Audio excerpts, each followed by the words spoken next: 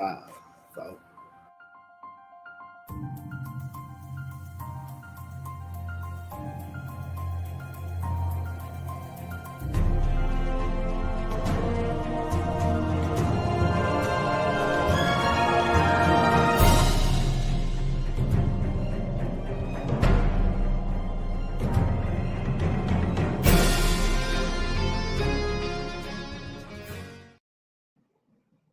What do, beautiful people? Welcome to another edition of Quick Dip. I go by Big Drip, a.k.a. Lord Overthink, a.k.a. Captain Planet, a.k.a. Blackie White, a.k.a. 33 Cent, a.k.a. realest one your mama ever heard of. Below me, Get Jack, 141, our producer, our friend, our new comrade. To my left would be the one, the only, the light drizzle, a.k.a. Magic Man, a.k.a. Tech Savvy, a.k.a. the other 33 Cent, a.k.a. Whitey White. What it do, people? How you guys doing? I miss you. I've been doing pretty good. Yeah, same. I'm doing pretty good. I actually feel lost without you. I can actually see the intro now. Oh, look at that. That's yeah. Look at that. That's what you call super service right here. That's a step forward if I ever heard one. Yeah. So look, I'm gonna address the elephant in the room. Because of Christmas, right? Like news this week is very slow. Things that we got is really just more rumors and what's the word I'm looking for? Like just rumors. They're just rumors, right? Like no solid news really this week. So I figured, we'll spend some time talking about we're doing a Christmas special. Wonder Woman 1984, a Christmas special brought to you by Showcase Cinemas. Now, they've been nice enough to let us shoot our show inside of the theater. They're going to set us up, give us some tables, give us some, some posters and stuff to, and it's our chance to show you guys that, yes, it is safe. If your local theaters are open, it's safe to go. They have precautions in place and they know what they're doing and they would never put you guys in danger. So that's what we're going to do. We're going to go down there. We're going to do a quick pre-show before we watch the movie, go in, watch said movie, come back and do our review. Yeah. How's that sound to you two? That sounds great. And just to let our audience know, they are sponsoring this for us. So how some people, they'll have their phone in the car and they say they're at the theater, or if they want to go and sneak into the men's room and do the show. No, we are actually working with them. They are sponsoring us. They're going to give us a designated area just because of COVID. We would like to do in the lobby. Maybe in the future we will. But they're giving us a room. They're giving us a lot of stuff. I want to thank Rachel and Joe. I'm not going to use your last names because I don't want any of our creepier fans looking them up. And, shout out to you. I will mention Mark Malinkowski, who we did interview. Ty interviewed earlier today. And he's telling us about the precautions they're taking, so it's safe to go to the movies. And this kind of ties in with something that did come in the news, that Wonder Woman released overseas didn't do too well. It kind of went under expectations. Yeah. But Mark told us today that their pre-sale numbers at their theaters in the Northeast region of the United States are doing really well. So we might see a release in the U.S., but maybe a weaker one overseas. Yeah, well, when I booked our tickets, there was a solid amount of so we're going to the theater in Lowell, Massachusetts, and when I booked our tickets, there was a solid amount of seats taken up. It's nothing crazy. It's not like I was struggling to get our tickets, but there's a solid amount of people going. It's Wonder Woman. Why wouldn't you want to go? Yeah. And the fact that that's on Christmas Day tells you that the next day, which is a Saturday, it'll probably be more. A lot of families might be like, hey, we can go on Saturday or Sunday. We got a long weekend. Yeah, exactly. Yeah. But the reviews have been pretty strong. Not that Rotten Tomatoes matters too much, especially for Snyder. But it is doing pretty well. The critics are liking it, and it seems the fans overall seem to like it a lot. There are some fans who maybe aren't too crazy about it, but it's not like, it's a bad movie. Everyone's saying it's a pretty good movie. What's the score sitting at right now? It's at 81%. Oh, that's a good score. That's a great score. Look, I got a lot to talk about. I just want to save it for the Christmas show itself. I don't want to, if I get into it now, then I'll really have nothing for the pre-show. Yeah. Yeah, and it's hard to avoid spoilers because, unfortunately, people can be jerks, especially in comments section. Let's say there's a Wonder Woman article, and in the comments they'll say, Darth Vader is Luke's father, to give you an example. Yeah. That happened to me with Infinity War. Someone right in the comments wrote Loki and Vision die. I'm like, oh, what a jerk. Wait, is Darth Vader in Wonder Woman? That's news to me. I didn't know Darth Vader was a DC property. That is news to me. Yeah. So that did take a significant drop from 90% to 81. Yeah. That's a solid drop. When we first reported it last week, there were about 70 reviews in. And usually with Rotten Tomatoes, it's about 140 critics. It was around 88%. I've heard rumors. I don't want to talk about them. That maybe there's some things in the story people didn't like, and maybe the critics are responding to that.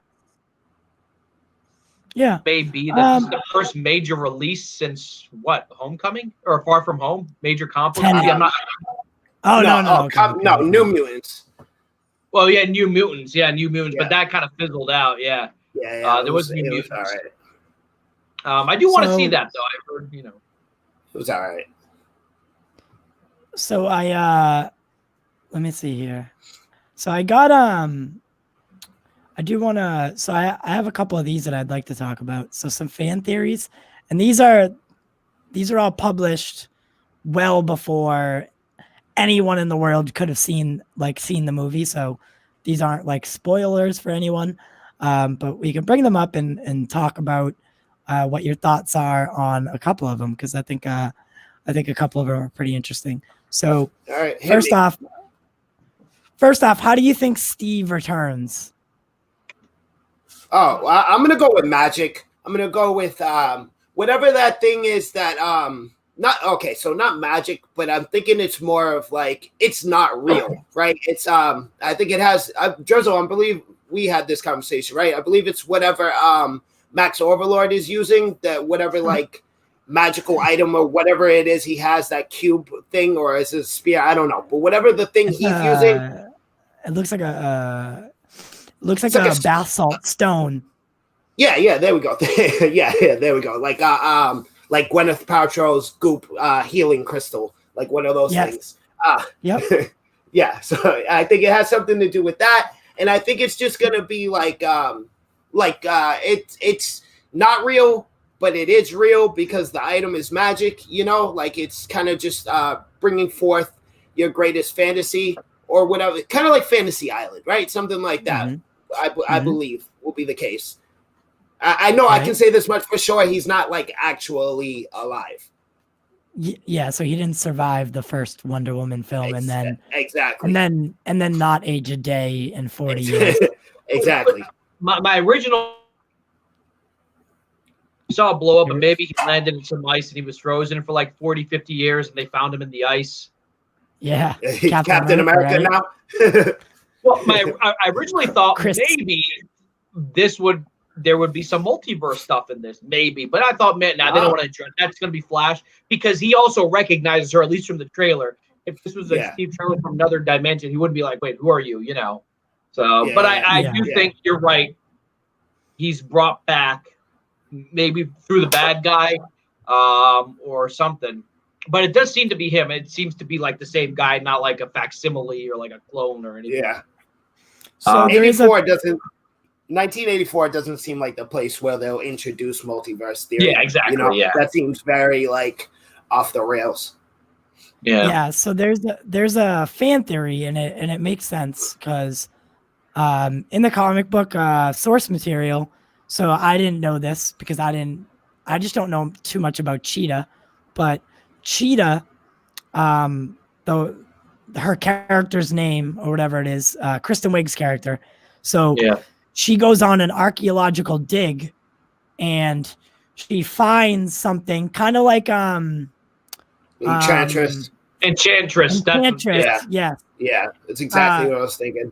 But the thing that she finds is what Maxwell Lord has.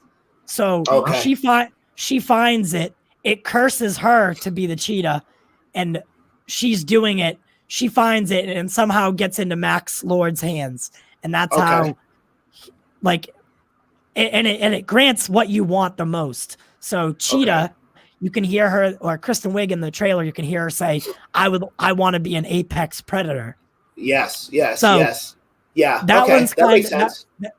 that one kind of lines up. I would think that I could see that because in the trailer it appears that Kristen Wiig, Cheetah is, I don't know Cheetah's real name. I don't like Drizzle. I don't know anything about Cheetah, but it seems as if she's like quote unquote nobody, right? And like Max Overlord is like, he's running for president. He's practically, he's like a Donald Trump type. And so it would make sense that Kristen Wiig is the one who finds said artifact, and that's the reason they're now working together, right? And like maybe because in the trailer you can see that like her transition into Cheetah is kind of slow, right? It will happen throughout the movie. Like she goes from just a regular girl, now she's like part ninja, and then at the end she's a full Cheetah ninja woman, right? So I think the artifact will bring the two together, and Max Overlord kind of knows how to like use said artifact, I guess, and he's the reason that she like fully becomes Cheetah rather than just kind of like, half of a ninja. You see what I'm saying? Yeah. And every time I've seen her, and like I've never read any comics with Cheetah, but whether she goes back to the Super Friends, or even she's in the Harley Quinn show, or she's in Justice League, she's always just Cheetah. She's already that thing. Like they never say, she used to be, so and so, or ever get into her origin. It's probably in the comics. That's true. I've never read too many of that. I'll be honest with you. But what are your expectations about Kristen Wiig? Because she's always a comedic actress, and she always kind of plays a comedic role, and I'm kind of curious. Okay, she may not be the main villain, but may she become? We don't know who the central villain is, whether it's Pedro Pascal or her. But this looks like to be kind of like a serious role. I don't think it's supposed to be a comedic role. I mean, she does deliver some kind of, kind of like that kind of snarky charm, like when she's like, I fall in love with everyone all the time. Yeah. When she says something like that. I'm going to use a comparison from the greatest comic book film ever made. Ben Affleck's Daredevil. Wilson Fisk is kind of like the big bad guy, right? Okay. But there's also Bullseye. Thank you, Bullseye. So Cheetah is Bullseye, and Maxwell Overlord is Wilson Fisk. That's my theory as far as villains go. Okay, I didn't think of that. You're right. Okay, yeah. Damn, I totally forgot to stream this to Facebook. Nice. Smooth, X-Lax. Smooth. I can't. I can't. So what was I gonna say? That threw me off. Damn it.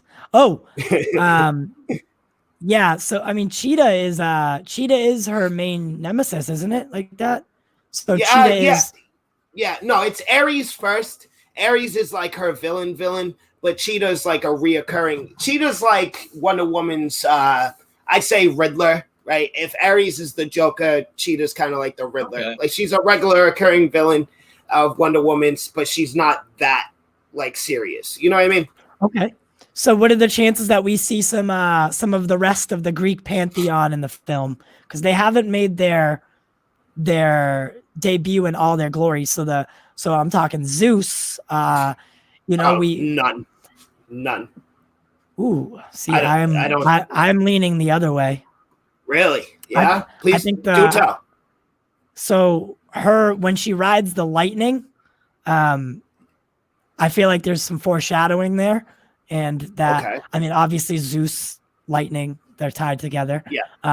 And she never did that in the first film, nor has it ever been like even hinted at that she knew how to do said things. Like I did, unless it's some fan service or something.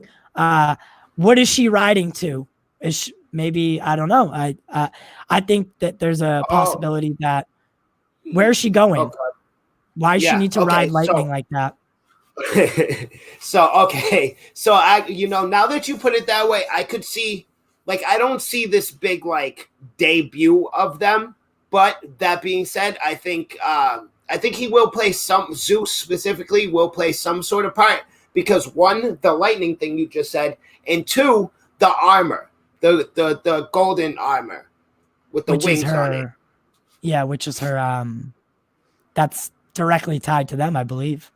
Okay, yeah, which I Right? believe so as well. Yeah, so I think Yeah. that's But it was probably weird. what that is. Her writing the. That caught me off guard. Quick jump scare for the viewers. I think her riding the lightning is going to like not like Olympus, but some kind of like sacred Greek place where she can get the suit. Yeah. Okay. And Yeah. I might be wrong, but I think Zeus, not to go back to the Snyder Cut, I know Hercules and all were supposed to be in that opening sequence where they show the battle over the mother Zeus box. is in that. Yeah, Zeus is in that. Yeah, okay. Okay, because I wonder if that was originally supposed to be them introducing that part of it. If not, they might have to in this one. Yeah, no, that was it. That was exactly what it was. Even in Whedon's cut, she specifically mentions, even the gods joined the fight against Steppenwolf. So yeah, that's definitely, you're right. That's definitely what that was supposed to be. So maybe that could tie in. Yes. Yeah, they're gonna get it'll be fun to see them the way that it was supposed to be when Zach's cut comes out. So when I spoke to Lightcast and the Culture Nerd the other day, and they got into talking about I don't think Justice was here when we spoke about it, but the post credit scene, so it doesn't tie into Justice League or anything like that. It's more of a fan service. More an Iron Man 3 post-credit scene rather than a Civil War post-credit scene. Okay. So, right. Yeah. Did Civil War have a post-credit? Yeah, it did, right? Yeah, it did. The only one that didn't was Infinity War. Putting Bucky in Wakanda. And the second one, okay, yeah. Yeah. It's like it's essentially going to be the same as Justice League. Their last, well, it wasn't even a post credit, was it? It was just the very last scene. It was Superman and Flash racing. Yeah, I'm not sure if that was post credit or not. So there was a second one. Wow. And what the hell is his name? Deadshot. Yeah, that was a post credit. Yeah, I think that was a Joss Whedon scene, but the original film was going to have a similar scene, but different. Same character. Yeah. Oh, no. Deathstroke. You said Deathstroke. Deathstroke. Yeah. Deadshot is Suicide Squad. Yeah. I thought you said Deathstroke, so my bad. But yeah, so the post credit scene, it's not something to like write home about or anything like that. However, it'll be a fun fan service, so we'll definitely stay for that. So what's this other one that I okay. So remember how Captain America, the first Avenger, finished in modern times? Yeah. Excellent scene, by the way. Yeah. So some people say that Wonder Woman will kind of do the same thing this time. Okay. And all right, finish in modern day so that their third film can take place after the events of whatever's about to happen. Okay. Which I think I'm guessing this is just essentially Captain Marvel, right? Same thing. It's just kind of putting her in a place that makes sense for her to show up in BVS. Yeah. Kind of the same thing. Technically, where the first story begins and ends in the modern time, because in the beginning of the first Wonder Woman, you see her walking to the Louvre, and then at the movie it comes back to her right before Justice League, looking at that photo. I would like that. I also hope that somehow Steve Trevor, they have set them up really well. Look like a blowfish. But I hope they figure out a way to bring in the present time. I don't know.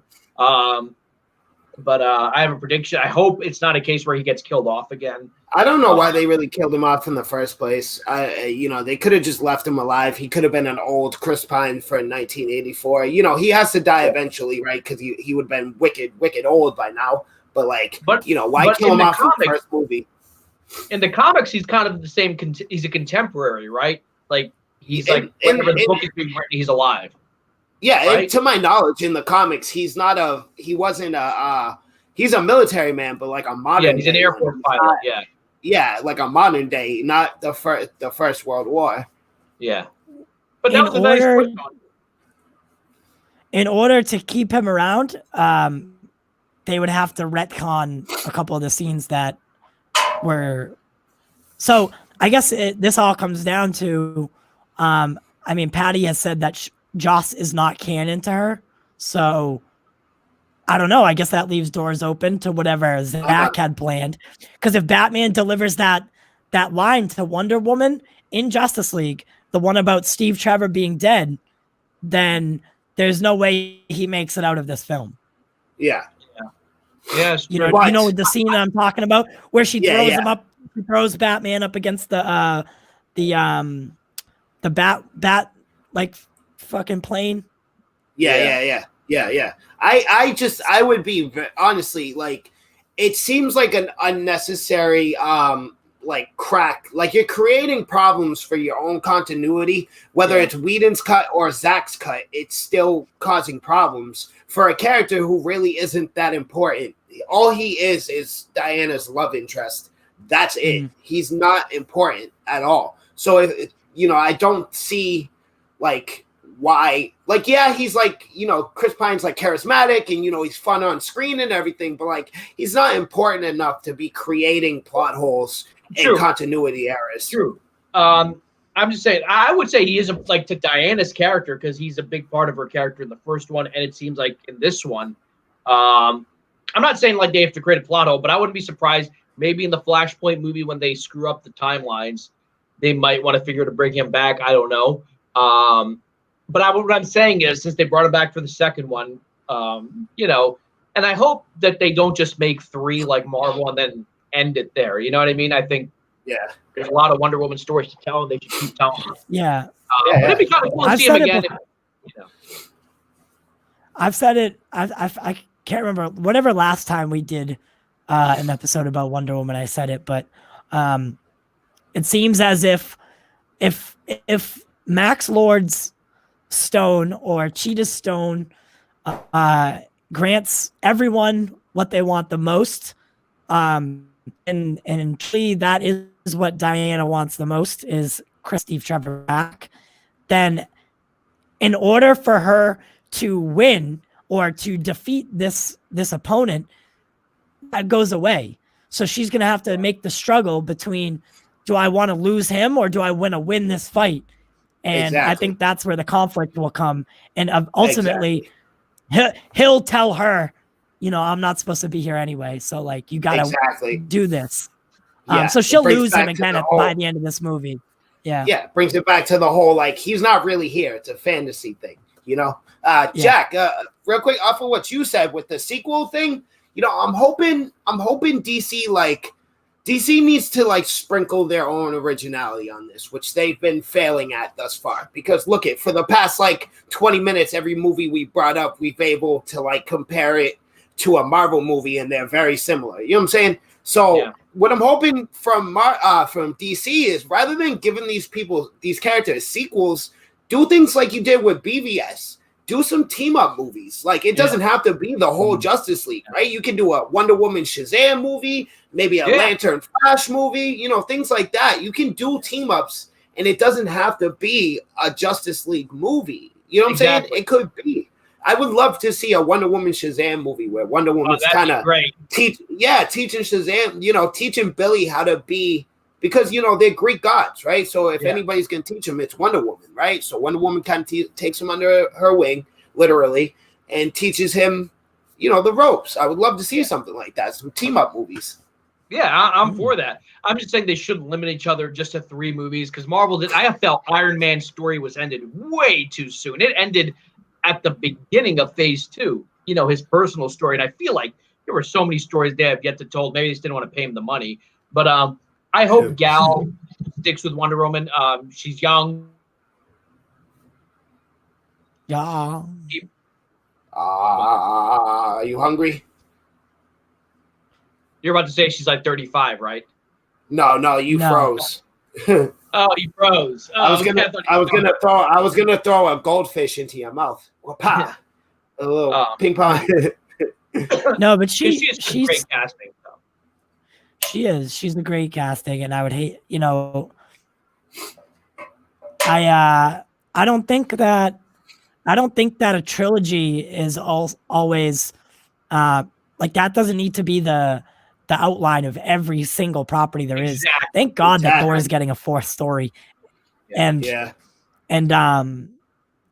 like that whole like, well, one character, 3 films, and then some team ups, like that's gonna go away, with the ever growing popularity of these big films and these big properties. And from what we had spoken about with Mark today, like they're gonna be making decisions on going forward. The decision isn't going to be, do we make this movie? It's going to be, where do we put this? Streaming?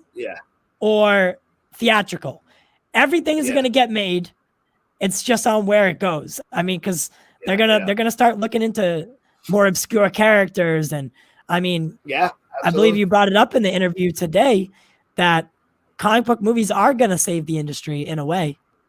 Yeah. And what's also interesting with DC, we did the investor call, just taking out Star Wars, all the Marvel stuff we know is coming out. It's interesting. Pardon me. We actually don't know what's coming out for DC yet. We know Shazam 2 is on the horizon. We figure there's going to be a WonderWoman. Black Adam. Yeah, Black Adam. But with the main Suicide Squad. Now, Suicide Squad, they already went into production like 2 years ago, right? Yeah. But I have a weird feeling, and we've talked about this before, are definitely waiting to see what is the response to the Snyder Cut. Because they haven't announced another Justice League. They could do a Justice League without Ben and Henry if they wanted to, but I feel like they're waiting. All right, WonderWoman1984 is coming out. Next thing is Justice League, right? Then we can plot our next big team-up movie, whether it's a Justice League 2 or a Justice League versus Suicide Squad, anything like that. We don't know what the big picture films are team-up-wise down the line. We just know about these single films coming out. And you got to think, they're thinking right now, do we give the reins over back to Zach? Or do we just continue without him? Let this movie come out. It does well or it does okay, and we just keep moving on. And, they got Ben Affleck back for the Flashpoint movie. It might be a way to entice them. Like, look, we want to get the original team back together. Snyder Cut did really well. So it's first and foremost, they're going to see how Zach does, right? How the Snyder Cut does. That's going to play a big part in this. Also, I think because of the simple train wreck that it was, despite no matter how Snyder's cut does, like how it's received, how well it does, no matter what, this whole Justice League thing was an entire shit show, right? So I think they're going to avoid it as much as possible for the time being and release as much as they can before they even think about touching another Justice League movie, because it was just such a nightmare. And, they got plenty on their plate to deal with right now. Wonder Woman, Suicide Squad, Black Adam. We might get a Justice Society movie, depending on how Black Adam goes. I think that's fair to assume that they're going to do something with that down the road. Shazam 2, Flashpoint. Then we got Matt Reeves' Batman. I mean, they have plenty on their table. Yeah. So I don't think they're touching I don't think they're going anywhere near anything Justice League for quite a while. Don't expect that for some time, if you ask me. What I would think it is, let's say the rumor is Snyder Cut comes out in March because Zach tweeted, "Oh, you'll see more in March." Now, does that mean it's coming out in March? Maybe. Or does that mean, he was teasing us? But let's say March, April, they got really good numbers for the Snyder Cut. They even released it in theaters. It makes a little bit of money. But it's already made its budget back because they spent. They'll be like, all right, fan reaction is positive. I have a feeling they have that door open. That, all right, Zach, it's June of 2021. If you wanted to make a second Justice League film and we want you to put the Suicide Squad in it, and we know it can be done because we've seen movies like Infinity War where they took all these characters and somehow made it work. We want you to do a Justice League 2 and a 3, but we want Shazam in it. We want Black Adam in it, et cetera, et cetera. I'm saying I think that door is still open, but they're just waiting. They're waiting. And I think the turnout for Snyder Cut has to be good enough, big enough, that they're like, all right, Ben Affleck, how much money do you want? Henry, you're back on. There are rumors that Henry's re-signed, but it's only been from websites we're not 100% sure we can trust. But did Lightcast ever say anything about Henry Cavill? Actually, no, I didn't actually. No, I didn't even ask them that. That's a damn. I'll check into that. Yeah, because there have been all these random articles that are not from legit news sources saying that he's back. Those were the same sources that were also saying that Ben Affleck might be back before that was revealed. So I think Wonder Woman 1984 is kind of like a turning point. Like it's sort of like the build up to the roller coaster, and here's a Snyder cut. They either keep going or they are like, all right, we're just going to keep going in a different direction. True. True. What would be cool about, so say they decided to do a Justice League season 2, right, on HBO Max. What would be the cool thing about that is you could take a couple different directors, bring them in to do a different episode here. So say Zach directs episode 1 and 4, and Patty Jenkins directs episode 2 and 3. Yeah. Like Mandalorian, they don't, not one person directs every episode. So I think it'd be cool to see a couple different directors team up to tackle it. Yeah. That way everyone gets what they want. Yeah. It's really funny you bring that up because I had it's really funny you say that. That's fucking weird. I mean, excuse me. That was weird. I thought the other day, I was thinking to myself, right? Okay, give Zach his own hero, not Batman. I repeat, not Batman. Give him his own hero, though, right? Let him take the reins for that hero, right? Now you got James Wan working Aquaman, Patty Jenkins doing Wonder Woman, get Superman a new director. If I had a choice, I'd give Zach Martian Manhunter. I would give that to Zach. Let Zach do some Martian Manhunter movies. I forget dude who's doing Flash's movie. I forget his name. But you do it like that, right? Yeah. You take each one of those directors. There we go. Thank you. You take each one of those directors and come Justice League, you bring them together. The same way you're bringing together heroes, you bring together the directors. You give them at least a year to sit down together and put together a movie with themselves. Then we'll be able to see like a real team up in that sense. You'll be able to see each director's kind of input and stylistic kind of things. You don't just give it to one director. You have directors working on all these heroes, so bring those directors together for your team up movie. And I think that would come out absolutely beautiful because from what I can tell, they work together well. From what I can tell, they all work together pretty well. Everybody, Zach is kind of like the common denominator, right? And like I've heard them all talk about how they've worked with Zach before. So I think if they all came together, they could make something really awesome. Yeah. What I was going to say is I think that what you're saying right now is probably on the table. I think Warner Brothers has like a wall with different directions they could go in, right? Depending on how well the Snyder Cut does. Here's what we were going to do if there was no Snyder Cut, right? Here's the option if we're just doing it for the fans. Here's your movie. Stop bothering us. Let's say it does do well. I wouldn't be surprised if they have all these branching out ideas on what they could do for the future.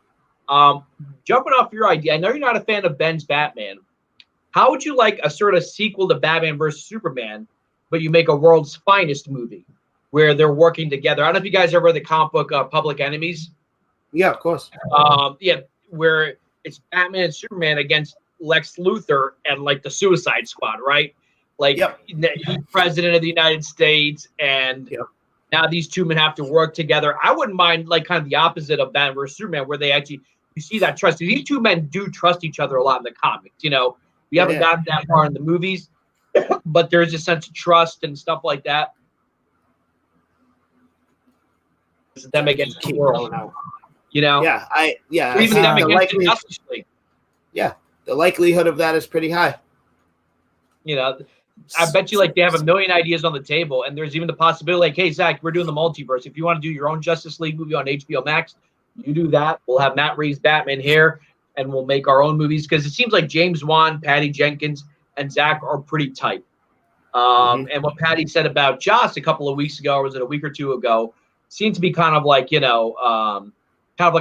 firing a shot, letting Warner Brothers know that, hey, I'm on Zach's side. Now that I've made two big budget movies, I'm on Zach's side.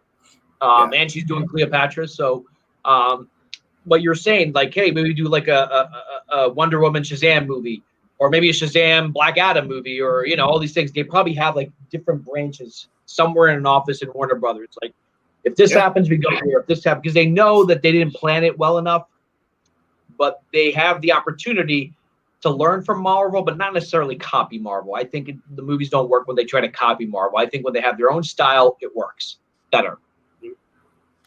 Yeah, you know who? So there was a rumor that came out today about J.J. Abrams and Superman, and I think if anyone can make a Superman movie, the way that everybody wants to see Superman, it would be J.J. Abrams, and I could see he could come in. He could come in and fill that.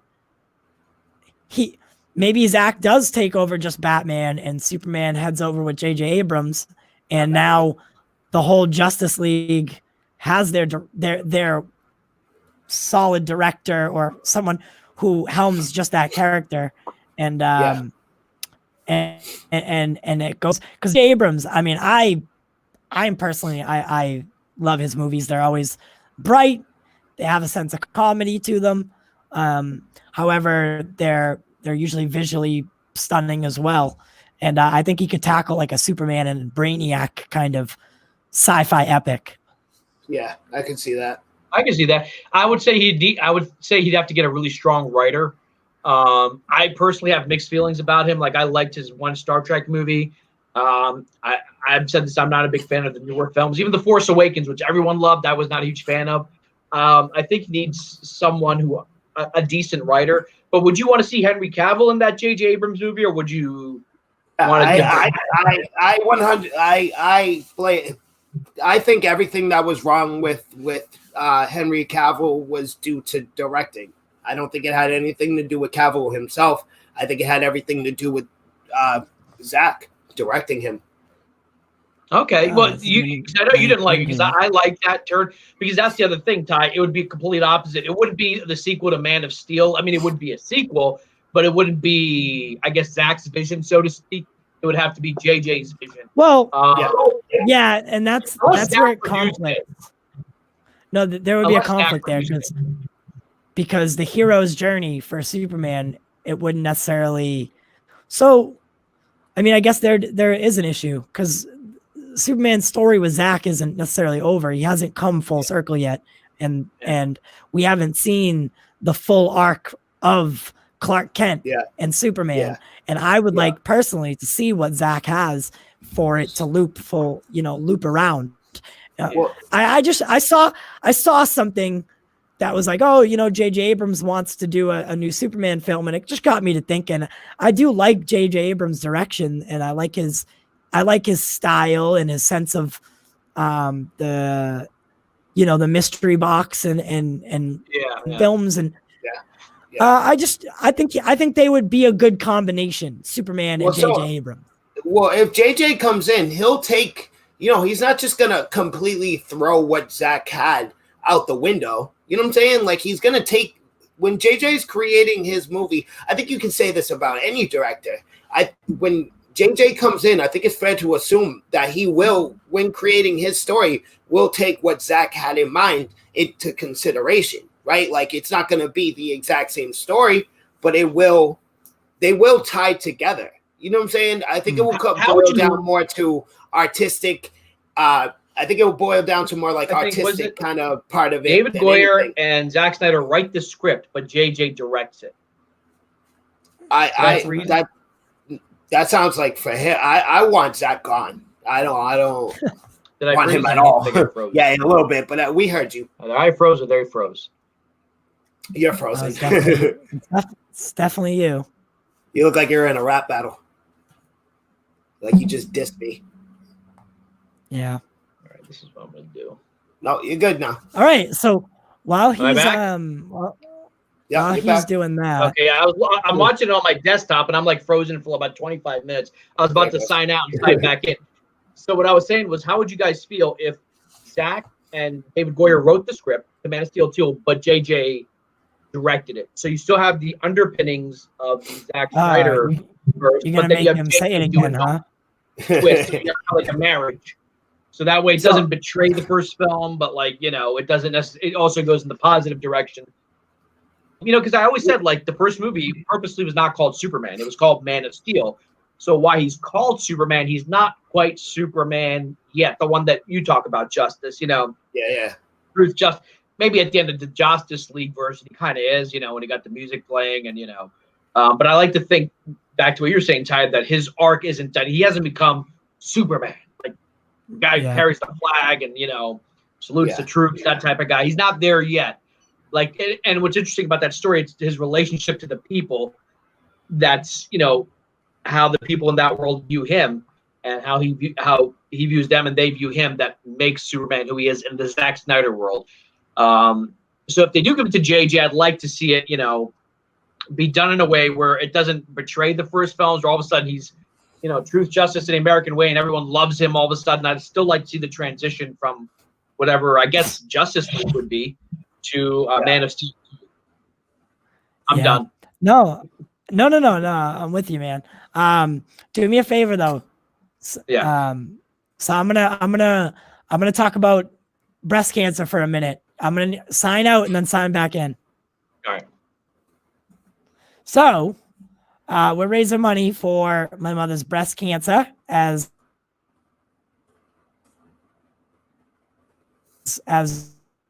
what we're doing is I've included a link below the description of this video and for most of our videos the past month.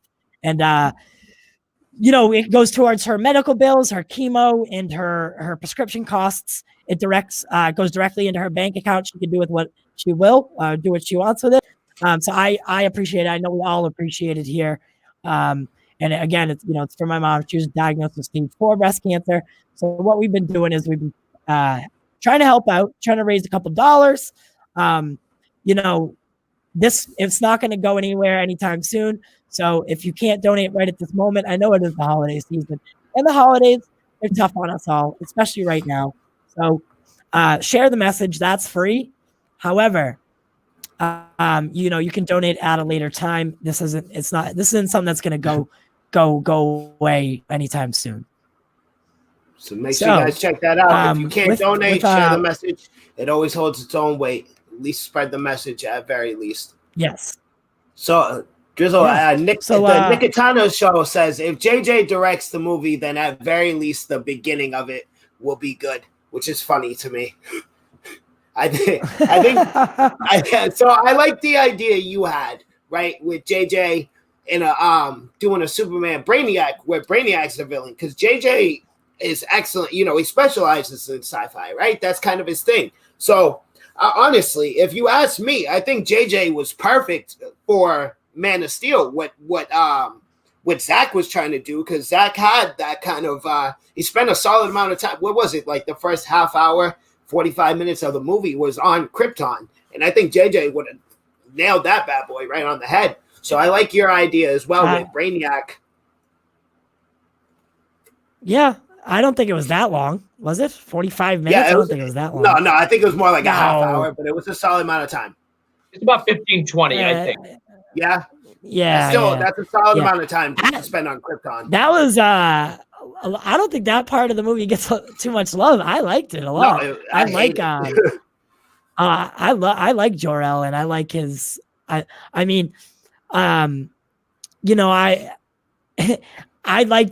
always been a fan of Zach, and I've always been a fan of his visuals and the way he tells the story. So I think for me it was just it opened with such a such angst and such like a lot of commotion, and I really liked it. And I like what's up? I loved it. I loved the way. Yeah. So I thought Krypton itself was just a copy of Pandora. It basically just looked like Pandora. The best part of it, if you ask me, was Zod. I really like. I always forget this dude's name, and I apologize because I think he's a great actor, but I always forget his name. Shannon. Thank you, Michael Shannon. Thank you. I think he did a great job as Zod. So that was probably the best part of it to me. But like I couldn't ignore the fact that like the dinosaurs and the penis ships and like it that bothered me. It was very boring, with the exception of Zod. You're an Avatar fan, because I didn't get a Pandora feel from. Are you talking just about the animals? Because I thought visually Pandora And Yeah, Zach, yeah. I'm talking the animals. Like it was exactly the same. Like they were riding. It's a whole world. They have their own insects, their own bugs, their own dinosaurs. Yeah, those giant dragonfly things were exactly the same as Pandora. Oh, really? Yeah, but Pandora's not the first. The Kryptonians hooked into their hair into the dinosaur to ride it. That's how that happened. I didn't see that. I didn't see that. I didn't say that. I said the dinosaurs look exactly the same, the little dragonfly things, and then their spaceships look like penises. Well, then I could say that James Cameron stole that from the dragonfly. I guess so. I see what you're saying, but like I thought the visuals were so different. I thought maybe. Yeah. No, I didn't say the planet looked the same. Oh, okay. You're saying with the animals. Okay. I have to watch Avatar. I'm talking about those dragon things. So neither of you watch Krypton, the show, right? No, I saw like the first haven't. episode. Yeah, the guy who plays Zod in the Krypton show, like after seeing Michael Shannon play Zod so well, like the show just, I don't know, he irks me because he's not as intense or not as good at being intense. So, it's like, I don't know, I'm always waiting for something gretter, and it never happens because they're not the same actor. I had the same reaction. Going back to Superman 2, I love Superman 2, and I thought Terrence Stamp as General Zod was great, but now I'm like, I think Michael Shannon was way better. He was more interesting. Like, Superman 2 Zod is just like, it's more on the general side of it. Like he's very much a military man looking to conquer. Michael Shannon, on the other hand, is just like, he's just kind of psychotic, right? He's just like a straight up villain. You know what I'm saying? He's just like, but he's not like, that's the motivation, but like he's really just like a lunatic about it, right? He's absolutely crazy. And he kind of has a very like the motivation is there, right? Like he's trying to save Krypton, but like you can't save Krypton. It's already gone. It blew up, right? He's insane, right? So when he gets to Earth, he realizes, oh, I have superpowers here. So I'm just gonna immediately take over. Well, that's all I care about. Bam, I'm taking over. This is mine now. You know what I mean? And I loved it. Right. Superman had the Codex, so they could bring Krypton back. They had like these birthing chambers that is used by Lex Luthor. Oh, was that the plot that they were trying to bring Krypton back? Yeah. They were terraforming Earth, and they were going to. Isn't it always? Oh yes, with the dubstep machines. Yeah, okay. You stole that from Honest Trailer, the dubstep machine. Yeah, of course. Everybody calls it that. Everybody, because of Honest Trailers, everybody calls it that. And he also, I think, there was kind of like this sort of like sense of like classism to him, like, we will create Kryptonians. This happens with him and Russell Crowe in the beginning, and each Kryptonian will have a designated job. And I was like, no, they should be free to choose who they are, which is a very American idea. And so I thought the General Zod and Man of Steel was just so much more interesting. He might be arguably the best villain we've seen so far in the DC universe, maybe at least of the cinematic universe, not including Dark Knight or any of that stuff. But he's a good villain. I like him. Hey, by the way, I think that's a fair point. Actually, I didn't think of that. That's a fair point. Zod is probably the best villain they've had thus far. Yeah. By the way, so the Nicotina show he had a large part in putting together the Deck the Halls thing. Oh, okay. That they did the other day.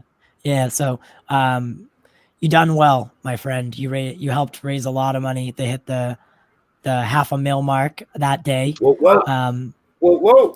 Yeah, my internet, right? So funny story. So my internet, me and Jack, we even did a live stream before it, just to like have a little fun, just to talk. Everything was fine. Everything was solid, rolling smooth. And people know, I haven't been happy with my internet lately. Get onto Lightcast, fuck it, frozen. Nice. Just nice. Absolute train wreck. He set me up for an alley-oop to kind of plug the Christmas thing, and I couldn't even get a word off. So nice. I threw a coffee cup at the wall. It was a great night. Yeah, It was a great night. Yo, was there it were my too many cup? people on there anyway? There were too many people on there. Like I watched the clip, and it was like 200 guys who all had neck beards, and they were just like talking at once. And I'm like, you know what I mean? Did you just say? Did you say neck beards? Yeah, You did. You just referenced making neck fun of beards. them. That's great. I'm just saying, like, they're like y'all kind of look the same, and then there was Ty, like right there. I'm like, oh, that guy. Neck beard, baby face, neck beard. That's not what that's the main face. I might as well tell you this because it has no connection to anything else. It finally hit me who you remind me of. Do you guys know who Tony Horton is? No. The guy from P90X. No. Who? He's the guy who created. He's on always in those commercials. He looks just like Ty. Yeah. Oh, like Drizzle? No, I don't know. I thought P90X had a black guy as a. No, that's Insanity. That's Insanity. Oh. That's who you look like. That's me? Yeah, because I'm buff. Hey, that's right. That's right. I was gonna say, I look like a guy who created. I look like a guy who created some fucking drink, like some. No, it's a workout machine, right? No, yeah. Drizzle. Yeah. In other words, we're looking buff today. That's what Jack's telling me. We're looking buff. That's right. I like that. That's what I'm talking about. Merry Christmas to me. I think I'm frozen. Look at that. Jack's frozen. Oh yeah, you are. Yeah, you are. Am I the only one with good internet today? That's what I'm talking about, I know. baby. No. It's not my internet. It's my laptop. My laptop is not built for this. I got to switch to my desktop. And my laptop is old. Oh no! I unclipped my Ethernet cord by accident. Yeah, you're still completely just. Can you hear me though? Yeah, I can hear you perfectly. You just I unclipped I unclipped my Ethernet cord by accident. Yo, StreamYard's got to get a little better with this stuff because that's what happened. Justice, is now I'm losing your audio. Yeah. Now I'm losing your audio. This is what happened to me the other night, except way worse. I hear you. I can hear you. Oh, he's gone. Oh, no more drizzle. No more drizzle. Right now, this is the big drip show now, baby. I'm still here. He's still here. His audio's still here. Yeah. All right. So what we're gonna do right now, I would like you guys to do. Drizzle, you sound like my inner conscience. Yeah, exactly. That's what I'm playing right now. It sounds like the logo behind us is talking to us. Not us united. But so someone did you guys have any other news that you guys want to bring up? No, but I did want to talk about well, Jack does have a list, but I did want to talk about something. If you guys don't mind. Like I said before, I was trying to we did a good job of it, but I was trying to kind of avoid Wonder Woman just so everything I have to talk about can be saved for the actual show.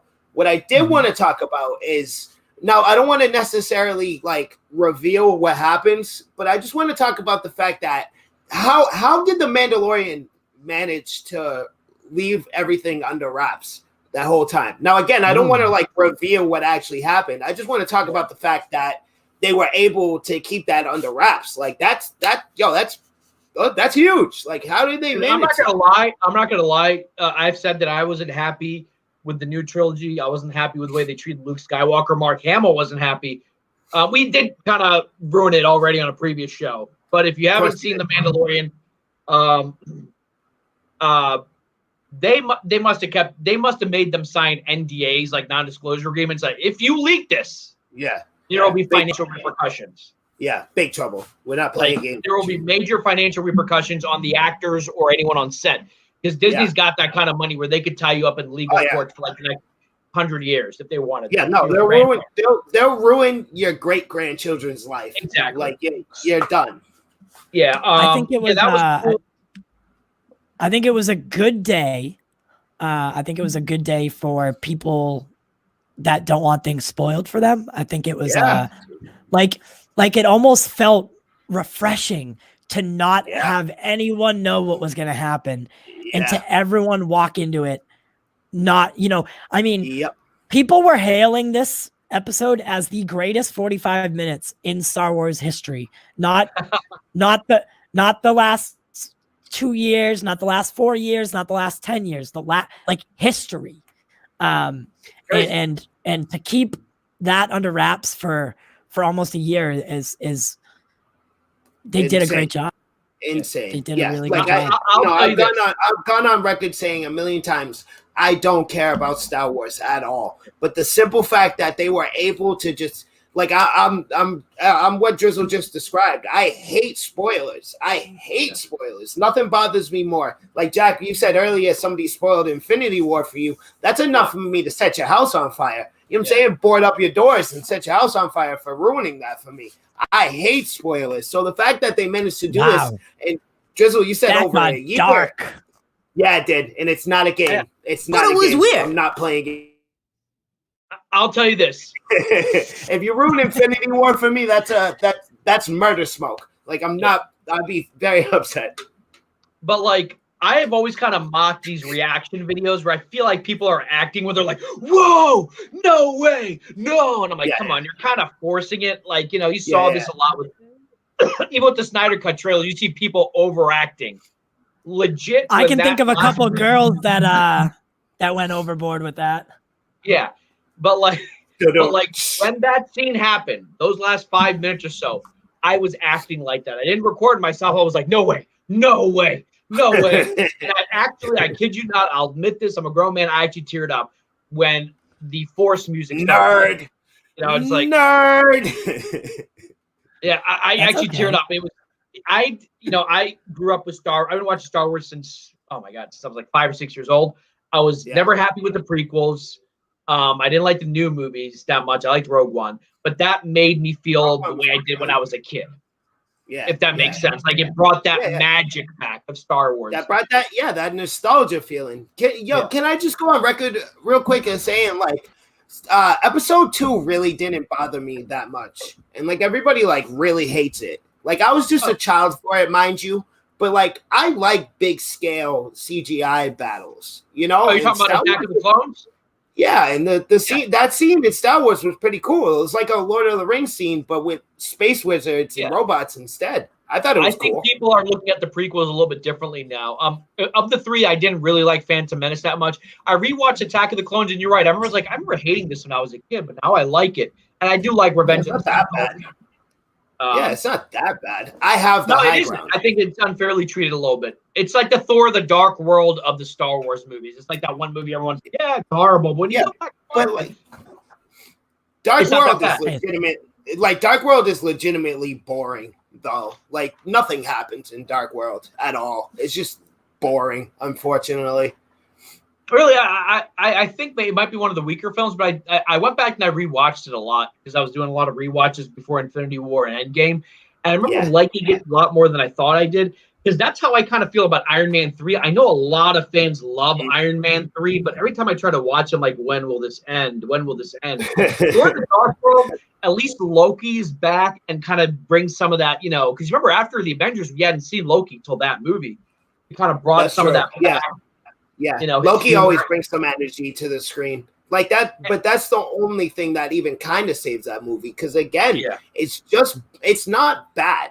It's just boring. Nothing happens, right? It's just a boring movie. So Loki, you know, even being in it is the only really, if you ask me, it's the only redeeming factor it has because Loki has that high energy charisma to him, you know? One of my favorite scenes in that movie is the 2 scenes. One where Loki's in jail and he finds out that his mother's died, and he just stands there and you see a bunch of things just like shake in anger, and then you see Loki team spine, and then it turns the illusion off, and he looks like a drunken mess. I love that. That's a good shot. Not humanity or whatever he is. He still had his soul. He was distraught that his mother died. You know, you could call it humanity. And there are parts of the Thor: The Dark World that I like. You know, so. And I liked that it had the cast from the first one. I didn't have the heart to tell. I didn't have the heart to tell Jeffrey the other day that I didn't like Iron Man 3. So that's another one that gets a lot of hate, but like I like it. It's just like a fun. When I watch Iron Man 3, I don't connect it to anything. I just watch it as its own movie. And it's fun, right? Like RDJ, anything with Robert Downey Jr. is at very least fun, right? Like it's not like his best movie, but it's fun. Right? It's I not think, like I think what stinks is that with like Captain America, his movies definitely got better. Thor definitely, well, it depends how you feel about the Dark World, but Thor third movie got was really better. good. Iron Man's movies, I think, kind of got progressively worse. I thought the first one is great, just like a really good filmmaking. The second one isn't bad. It's just, you know, I felt like the stakes Also kind of boring. And then when the fights do happen, I wasn't invested in them. And the third one, I watched the third one a couple of times. I've watched all these movies a bunch of times. But I don't think it was as good as some of the same movies that came out, like in the phase 2, like Guardians of the Galaxy or The Winter Soldier, which I thought like were better made movies than and if anything, Iron Man 2 and 3 should have been better than each preceding film. And I still think Iron Man 3. Yeah, I think Iron Man, you know, Iron Man kind of followed the whole Hollywood thing, where it's like the sequel's never better than the original. Whereas a lot of the other heroes, like Winter Soldier, is 1000% a better movie than First Avenger. And Civil War could be potentially a better movie than both of them. Could potentially, depending on your review. I argue my sister likes Winter Soldier more. I like Civil War better. I think Civil War, by having Cap go against Iron Man, really sets himself as a leader. And I always remember I said this before, like I felt like they didn't know what to do with Cap until the Winter Soldier. Like even in the Avengers, he's just kind of put on the street, like, all right, he's directing traffic. You know, like they don't know what to do with him. The Iron Man's the big show. But in that one, he kind of like, you see him as the leader and everyone gravitates towards him. You know, it's all your opinion. Yeah. It's your opinion, because I like Winter Soldier better. Yeah, really? It's universally, from what I can tell, it's universally, most people, like from what I've seen online and people I've talked to, like most people really don't care for the first Avenger. Like nobody's like, oh, it's a bad movie, but it's definitely nobody's favorite, right? Yeah. For the most part, what I hear, it's Winter Soldier. From what I've heard, anyway, most people like Winter Soldier. I still got to give props to the first film, because that's a movie that could have gone really wrong. It's set in the 40s. Sure. That's a movie that could have gone miserably wrong. It could have been like Batman and Robin corny, but it's a hard balance because Joe Johnston directed that first one. I thought it was a pretty tricky movie to make because it's set in World War II and you have a guy dressed up in a superhero costume, you know, beating up Nazis. And I mean, I could have used less Red Skull and more legit World War II scenes. You know, I've said this before. I went into that movie so excited because I thought they were literally just going to take Captain America and put him in World War II. So I was stupid hype. I was like, yo, I can't wait. I love war movies, and this is going to be awesome, right? But that's not what we got. We got more of Captain America versus. It kind of bugged me that they just did World War II in a montage, like they did a montage. Yeah, exactly. Like Bucky again doesn't really become Bucky till the Winter Soldier, because in Captain America: The First Avenger, he's almost one of the more forgettable characters. Yeah, he's in the beginning, then you meet him in the middle, and then he dies. You know, everyone else is more important. Peggy Carter's more important. The general, I forgot what his name is, Tommy Lee Jones, he's more important. You know, even Red Skull's henchman seems to get more screen time. I forgot about Tommy Lee Jones. I forgot about that. He's in that movie. I forgot. Yeah, it's been a while. He's the founder of S.H.I.E.L.D. Him, Peggy Carter, and Howard Stark founded S.H.I.E.L.D. Yeah. But like when Bucky died in the first one, I was like, okay, I don't think they're gonna bring him back as the Winter Soldier, because he was barely in this one. Kind of forgettable in this movie. Like he wasn't bad, he was just there. You see him at the start of the movie, you see him in the middle, then he dies. But then the Winter Soldier brings him back, and you realize how much of an impact it had on Cap. But yeah, no, I still like the first one. It's always on FX, I feel like, Captain America, and just always put it on, and I always enjoy it. Yeah. But I can honestly say that I am, this is probably the most I've ever looked forward to Christmas in a long time. I usually don't care for the holiday.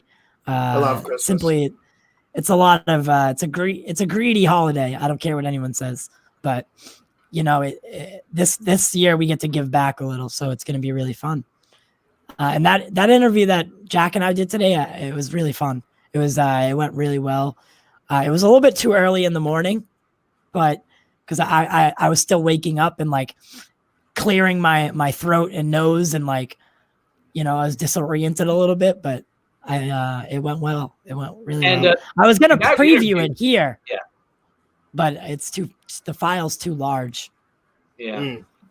The guy was so I want to say this about Mark. He was so you could tell he has a love for cinema. Yeah.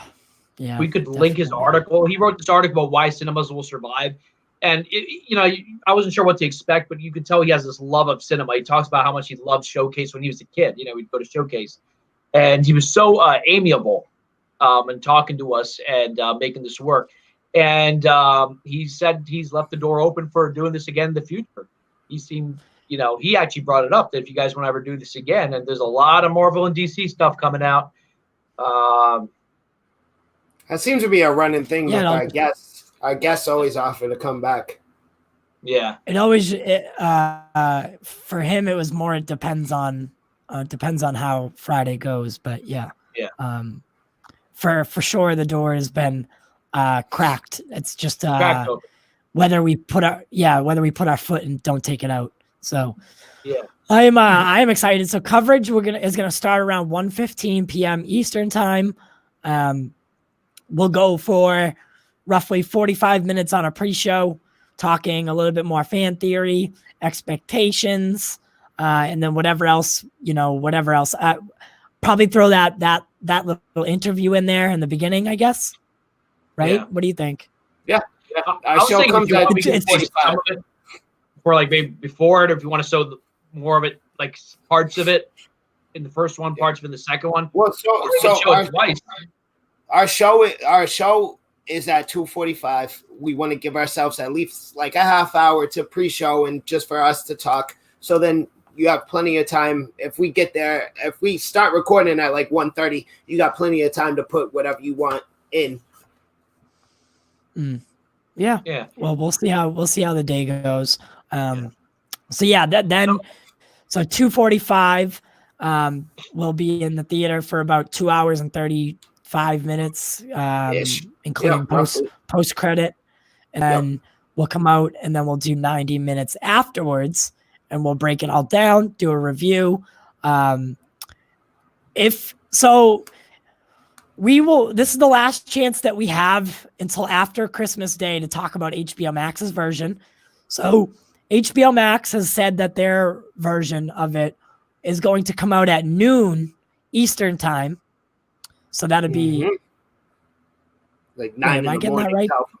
Yeah, no, you're right. Yeah, it was 12 o'clock noon Eastern Standard Time. Yeah, so that'd be about 9 o'clock Pacific time. Yeah, so if you haven't watched the movie by the time that we're out, by around 5 o'clock, obviously don't tune in. Definitely join us for the pre-show, but if you don't want the movie spoiled, don't come join us until after.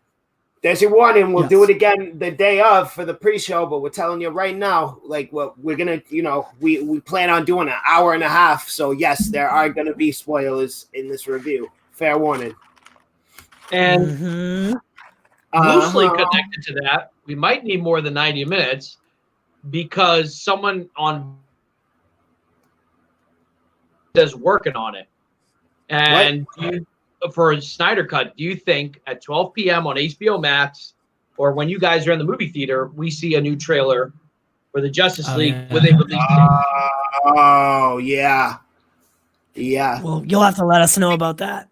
Okay, so there's a question. If they do release a trailer, do you think it might be in theaters? And they just specifically say, tune into HBO Max to see the movie. There's a chance of that. They're not even going to let us say the word HBO Max. They won't put that on the screen. Oh, that's true. That's true. Yeah, that's true. They when I join you guys, do not mention HBO Max. I will have said I've seen it and that's it. Because and this is fair for them to ask. Like they want us to help spread the word about movie theaters, and that's why we're doing this in the first place. We're trying to show how safe movie theaters are. So we're not going to mention the streaming or anything. Don't ask, hey Jack, you saw it on HBO. Jack will be silent about that part. We'll get into that. We'll get into that after we leave the theater. Jack, you on your end, it's just we'll talk about the movie. That's all. Yeah. So you guys make sure you tune in for that because it's gonna be a lot of fun. And once again, shout out to Showcase Cinemas for even letting us do this in the first place.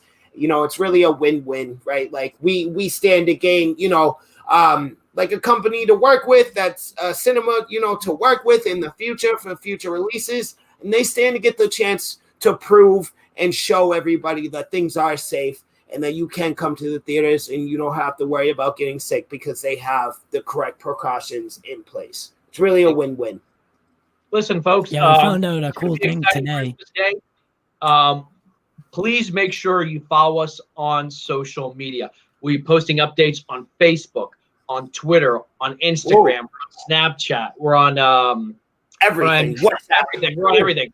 And we're on WhatsApp. If you have a fan theory, write to us. Write to us on Facebook. Write to us during the live stream. Yeah. In the pre-show, if you have a theory and you haven't seen the movie, tell us your theory.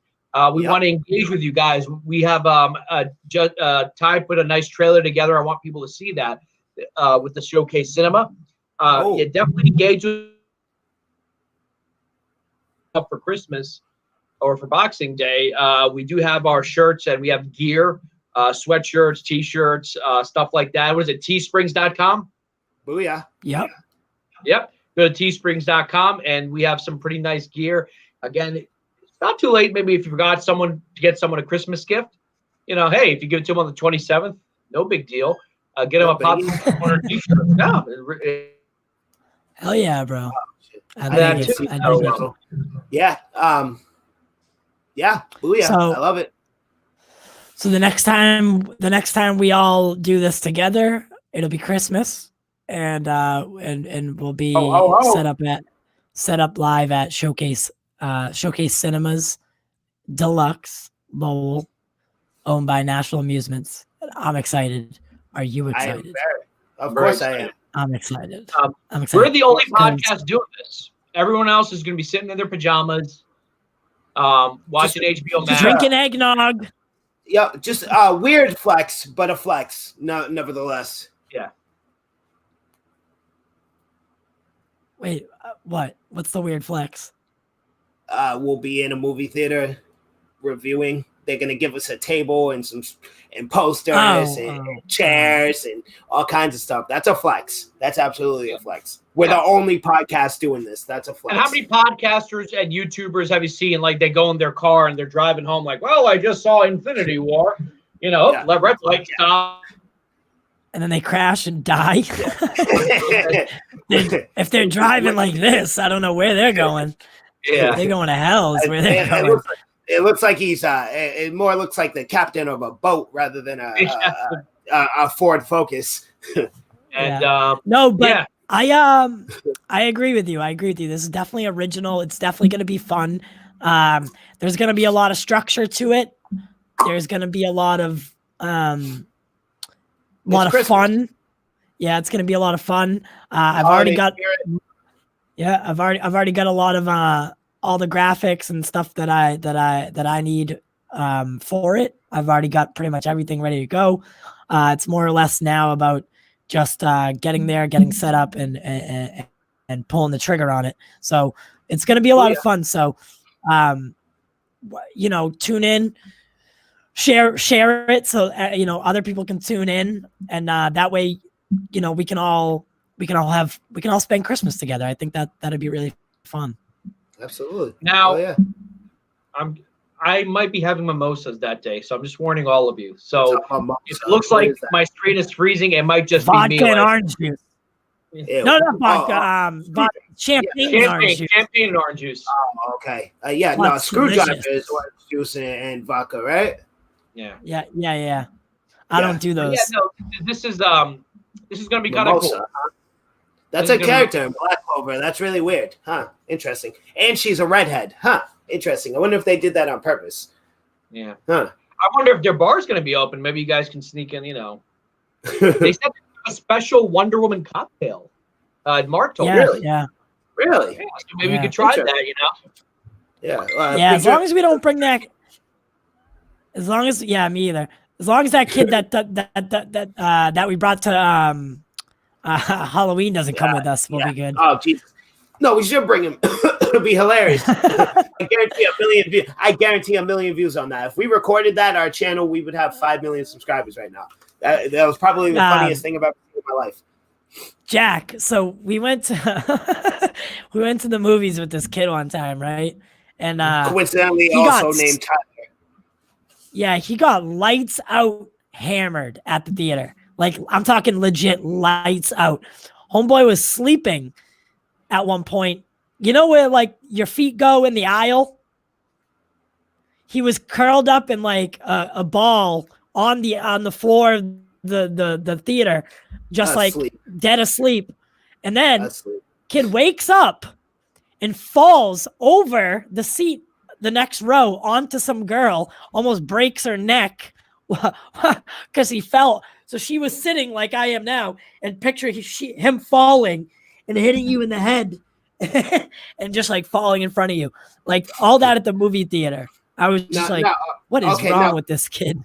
All right, guys, I want to give you a picture here. All right, now mind you, when you're at the movie theater and there's a row of people in front of you and you're kind of shimmying on by, like everybody's like, there's no space between that drop. Like you're here, the drop is here, like your leg and her head. You know what I'm saying? Like there's no banister, there's no bars, there's no rails, there's no nothing. It's just chairs. So when he felt like, he wasn't exaggerating, he really almost broke this girl's neck. Like he fell, and now mind you, he's stumbling drunk, so it wasn't like a prepared, like cautious fall. It was a pow kind of fall onto this poor girl's head, and I couldn't control it. I laughed. She was like, "Oh my God, what the hell?" Blah, blah, blah. I couldn't help it. I laughed. I was like, "Yo, I'm sorry." Like he's drunk. I don't know what to tell you. Friday from either of you. Her boyfriend didn't even do anything. He just looked up, was like, "What's up, man?" I would have smacked the crap out of that kid. I probably would have ended up fighting all three of us. Word, because that was crazy. Yeah. Like it wasn't an exaggeration. He really almost like killed this girl. It was crazy. Yeah. Ass cheek to head. She was just butt crack on the top of her head. It was crazy. Was he drunk before the movie started? Did he drink that much? Oh yeah. No, both. It was a combination of both. He was just on Friday. So I'm not gonna be that bad. I'll have a few mimosas. That's all. So he was like, so me and him grabbed a beer for the movie, right? We went in, we had our beer, whatever. We was chilling, and he did the same thing. He was like, "Oh, I'm gonna get a mixed drink, though. I'm just gonna have the one, right?" And like, while me and him weren't paying attention, he snuck off to the liquor store, got like 2 Baker dozens worth of nips, and he was downing them the whole time while we weren't paying attention. Like we'd be like getting our popcorn and we'd be like chit chat, and he's over here like sneaking, drinking some nips and shit, like looking over his shoulder, like drinking nips and shit. By the time we got to the movie, he was like 7 root beer schnapps in already, right? So as we're watching the movie, he's already completely obliterated, has no idea what's going on. We both try to like warn against him. Like I try to tell him, like stay in your seat, don't go anywhere. Like you're stumbling drunk, stay still. He wouldn't listen. I was like, you know what? I'm this kid's dad. Like I really don't care what happens to him. I don't even know his last name. I don't give a shit. Do what you want to do. And then he performed attempted murder on some poor unsuspecting woman sitting in front of us. That happened to me once right out of college. My girlfriend got us to the extras of this movie. In fact, Christopher Mann, who we're going to interview once the new year starts, is the main antagonist. Not antagonist, but he's kind of antagonist might be the word. Here, for us, it was in Philly. But that same day, it was a college party with a buddy of mine at his place. And they made like a red juice. It was just like Kool-Aid and vodka. I might have had 12 glasses of these. And my girlfriend's like, all right, we got to go to the premiere. Because it was a barbecue. It was around 4 o'clock. Now it's 6 o'clock. I don't remember the plot of the movie. I don't remember anything. All I remember is I kept chewing on my shirt. I go to the bathroom. I throw up all over the place. Go back to my chair. My girlfriend's just like shaking her head like this. And once the movie's over, she's like, what do you want to do? I'm like, let's go back to the party. And we go back to the other side of town for this party. The next day on Facebook, they're like, listen, whoever puking all over the bathroom, not cool. Not cool. I'm like, maybe. They got like they got like those old school cowboy wanted posters with Jack's face on. We'll give you 1,000 pennies for this man's turning dead or alive. Hey, Jeffrey Ford just donated a substantial amount of money to my mother's cancer. Shout out to wow. my man. Yeah, Jeffrey's good My people. I man. like. Appreciate it. Yeah. Hopefully we get him back on the show. a And guys, if substantial you amount of haven't seen money. that interview, it's really worth watching. With Jeffrey That was a Ford. great interview. It was. You guys go check that out because it was a great interview. Yeah, Jack, like you said earlier about Mark, same thing with Jeffrey. You can really see the love for cinema there, and we had a really good time talking to him. I hope he comes back. I soon. can't wait. He will as soon as his next project comes out, which is definitely soon. it's got to be Black Widow or Falcon and Winter Soldier or both. Yeah. I'm gonna go with both. Thank you. Yeah, thank you, Jeff. Really sweet of you, and I'm glad that I just got that notification. That made my night. But listen, me and Jack are probably gonna take like a 15-minute break. But then we wanted to have another alien talk. You can join if you want, Justice. I don't know if you have work tomorrow. I do have work tomorrow, actually. What time is it? 9:30. What do you guys? Can you give me a Give me the topic. Just what are you guys aliens. talking about? Just aliens. aliens. In general. Just in Yeah, general. just have fun talk. But I don't want it under this umbrella. No. You know what? You guys do that. Me and you have Black Label. You guys do your conspiracy theory talk. We have Black Label. All right. Really? Because Jack did Black Label this week. Yeah, I know. I wonder why. I'm not even black. I couldn't. Wow. Well, come on, that wasn't that bad of a joke. I didn't even hear you, so I'm gonna go with. I said I'm not even black. Wow. Oh, He's wow. not even Bro! black.